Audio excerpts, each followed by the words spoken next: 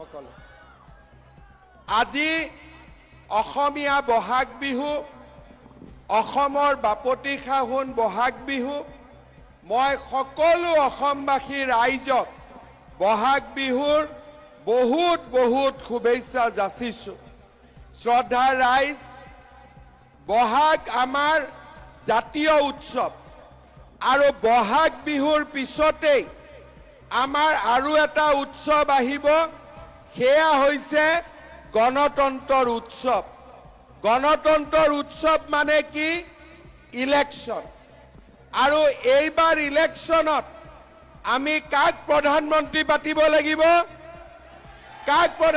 পাতিব লাগিব নৰেন্দ্ৰ মোদীক শ্ৰদ্ধা ৰাইজ এই বাবা কিয় কথা কৈ থাক তহঁতকেইটা মনে মনে থাকচোন তহঁতি কিয়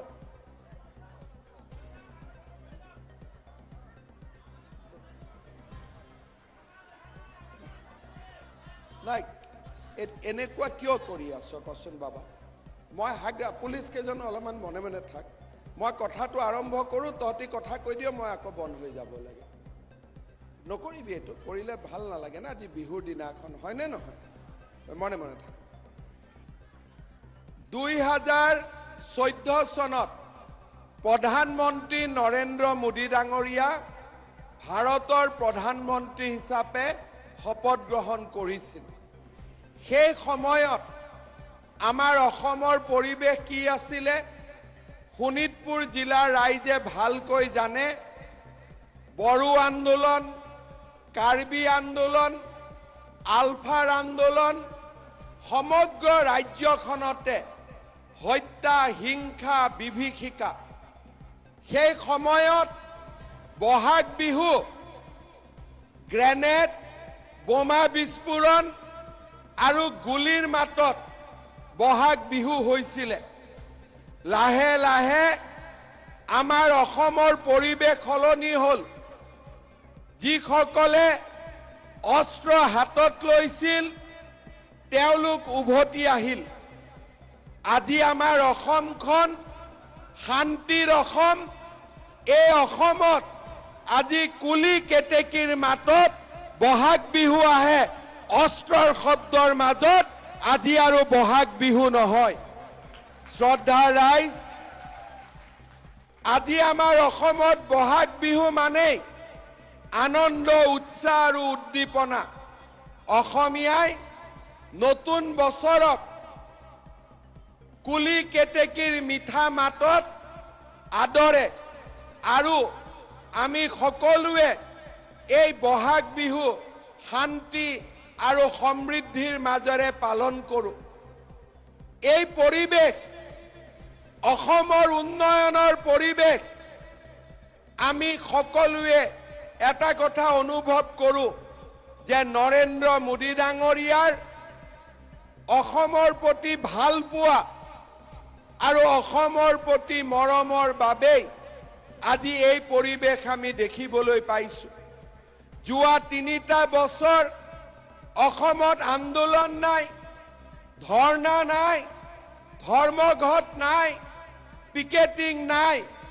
কাম কৰা মানুহে কাম কৰিছে পঢ়িছে কৃষকে খেতি কৰিছে আগতে ধানত 600 টকা আমি মোনত পাইছিলোঁ এতিয়া 2200 টকা আমি প্ৰতি কুইণ্টলত পোৱা আজি সকলোৱে দেখিছে চৰকাৰে সৰিয়হ কিনিছে চৰকাৰে ধান কিনিছে গাঁৱে গাঁৱে জল জীৱন মিছনৰ পানী দিছে দুখীয়া মানুহক 5 কেজিকৈ চাউল বিনামূলীয়াকৈ দিছে গাঁৱে ভূঞে ৰাস্তা হৈছে নতুনকৈ স্কুল হৈছে যিবিলাক গাঁৱত আগতে বিদ্যুৎ নগৈছিল সেই গাঁওবিলাকতো আজি বিজুলী বাতিৰ পোহৰ আমি দেখা পাইছোঁ কোভিড আহিছিল মোদীজীয়ে সকলো ব্যক্তিক ঘৰতে কোভিডৰ ভ্যাকচিন দিছিল আমাৰ ঘৰৰ মানুহজনক আমি মৃত্যুৰ মুখৰ পৰা বচাবলৈ সক্ষম হৈছিলোঁ শ্ৰদ্ধাৰ ৰাইজ, প্ৰধানমন্ত্ৰী নৰেন্দ্ৰ মোদীয়ে আমাৰ অসমলৈ শান্তি আনিলে, প্ৰগতি আনিলে, বিকাশ আনিলে। আজি আমি সকলোৱে জানো যে মোদী ডাঙৰীয়া ভাৰতৰ তৃতীয়বাৰৰ বাবে প্ৰধানমন্ত্ৰী হ'ব। মই বিচাৰো যে মোদী ডাঙৰীয়া যেতিয়া ভাৰতৰ প্ৰধানমন্ত্ৰী হ'ব, অসমৰ 14খন আসনৰ 14খনতে বিজেপি আৰু এজিপি আৰু UPPL দল জিকিব লাগে। শ্ৰদ্ধাৰ ৰাইজ, আপোনালোকে জানে যোৱা ইলেকশ্যনৰ সময়ত মই ৰাইজৰ ওচৰত আহিছিলো আৰু ৰাইজক কৈছিলো যে যদি বিজেপি দল ইলেকশ্যনত জিকে আমি 1 লাখ ল'ৰা-ছোৱালীক চৰকাৰী চাকৰি দিম। মোৰ কথা মানুহে বিশ্বাস কৰা নাছিলে, ভাবিছিল 1 লাখ চাকৰি ক'ৰ পৰা হ'ব, আৰু চাকৰি হ'লেও দালালে চাকৰি পাব, টকা ল'ব, ঘোষ দিব। কিন্তু আজি আমাৰ চৰকাৰৰ 3 বছৰ নহওঁতেই আমি 1 লাখ ল'ৰা-ছোৱালীক চৰকাৰী চাকৰি দিলো। কোনেও ঘোষ খাব নোৱাৰিলে। মেজিষ্ট্ৰেট, DSP, শিক্ষক, সাব ইন্সপেক্টৰ, পুলিচ আজি চাকৰিৰ ৰিজাল্ট যেতিয়া দিয়ে টিভিত কি কয় যে অমুকৰ ল'ৰা মেজিষ্ট্ৰেট হ'ল, বাপেকে ঠেলা চলাইছে। অমুকৰ ল'ৰা DSP হ'ল, বাপেকে কি কৰে বোলে বজাৰত পকৰি বিক্ৰী কৰে। অমুকৰ ল'ৰা সাব ইন্সপেক্টৰ হ'ল, বোলে মাক বিধৱা, মানুহৰ ঘৰত কাম কৰি উপাৰ্জন কৰি ল'ৰাক পঢ়াইছিলে।